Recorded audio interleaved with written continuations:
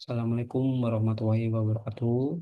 Perkenalkan nama saya Muhammad Wahidun dari kelas MJ71, Prodi PJJ Manajemen, nomor induk mahasiswa 2202010100235. Dosennya yaitu Pak Joko Suharyanto, mata kuliah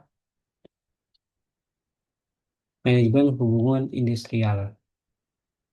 Saya akan mempresentasikan ujian akhir semester yaitu eh, hubu- isu hubungan industrial yang terjadi saat ini. Saya mengambil tema isu perselisihan hubungan kerja dan PHK massal. Dengan judul Kondisi Hubungan Industrial di Indonesia saat ini, kasus PHK di sektor e-commerce Tokopedia.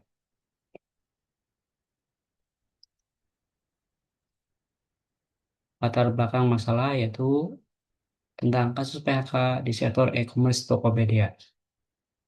Yang pertama, identifikasi sektor industri. Kasus ini terjadi pada sektor e-commerce atau perdagangan digital.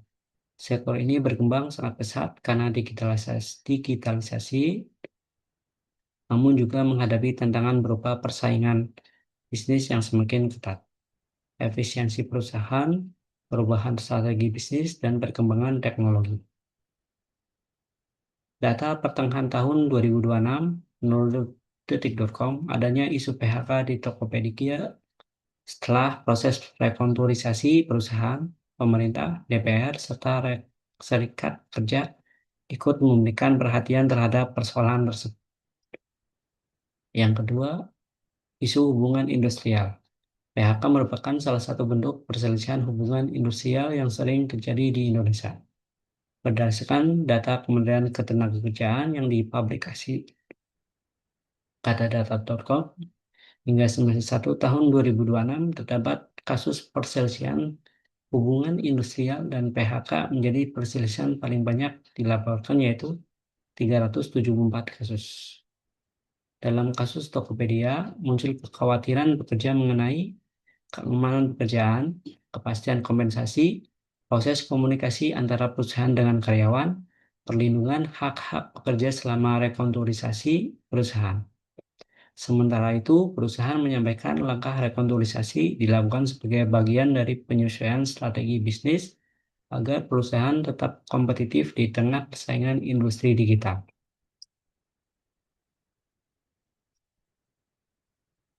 Ketiga, analisis menggunakan teori hubungan industrial, desain prosedur dan teknik kerja. Menurut konsep hubungan industrial, terdapat tiga pihak utama atau tripartit, yaitu pihak pertama, pemerintah, melalui Kementerian Ketenagakerjaan, berperan sebagai mediator dan pengawas pelaksanaan peraturan ketenagakerjaan, agar hak pekerja tetap terlindungi, serta dunia usaha tetap berjalan dengan baik.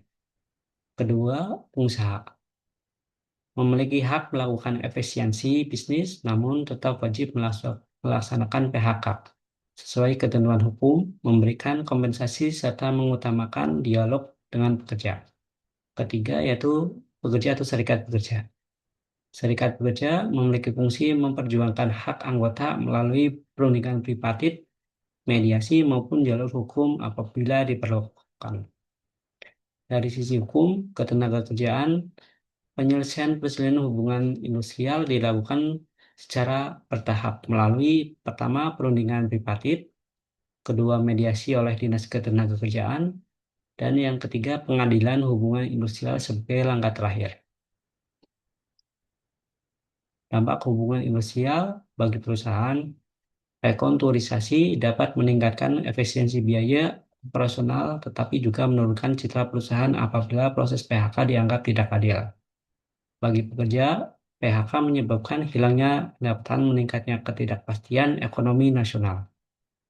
Bagi masyarakat, meningkatnya angka PHK dapat menunjukkan daya beli masyarakat, meningkatkan angka pengangguran, dan memperlambat pertumbuhan ekonomi nasional.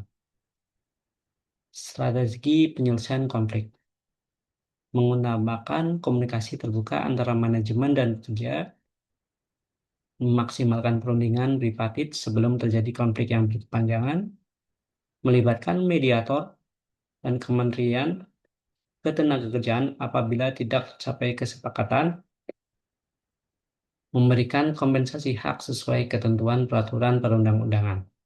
Dan yang terakhir, pemerintah perlu memperkuat program penempatan kerja dan perlindungan sosial bagi pekerja yang berdampak PHK.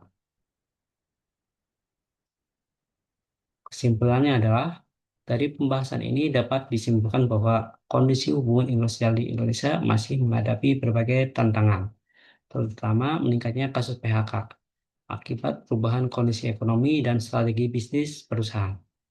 Menerapkan hubungan industrial yang harmonis memerlukan kerjasama antara pemerintah, pengusaha, dan pekerja melalui dialog, kepatuhan terhadap hukum ketenagakerjaan, serta penyelesaian perselisihan yang adil agar terciptanya hubungan kerja yang produktif dan berkelanjutan.